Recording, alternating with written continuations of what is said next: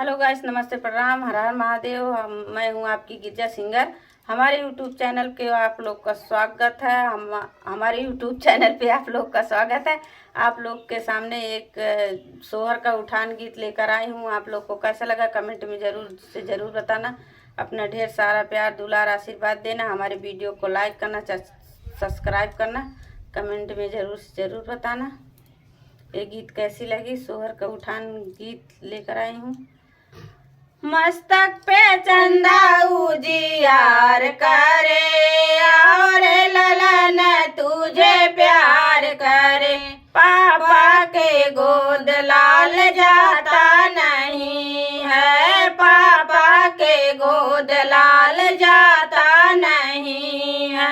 Mummy के गोद गुलजार करे और ललन तुझे प्यार करे। मस्तक पे चंदा उजियार करे और ललन तुझे प्यार करे। चाचा के गोद लाल जाता नहीं है, चाचा के गोद लाल जाता नहीं है। चाची के गोद गुलजार करे और ललन तुझे प्यार करे। चाची के गोद गुलजार करे और ललन तुझे प्यार करे।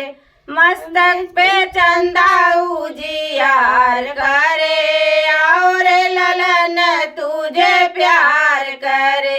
भैया के गोद लाल जाता नहीं है, भैया के गोद लाल जाता नहीं है। भाभी के गोद गुलजार करे और ललन तुझे प्यार करे। मस्तक पे चंदा उजियार करे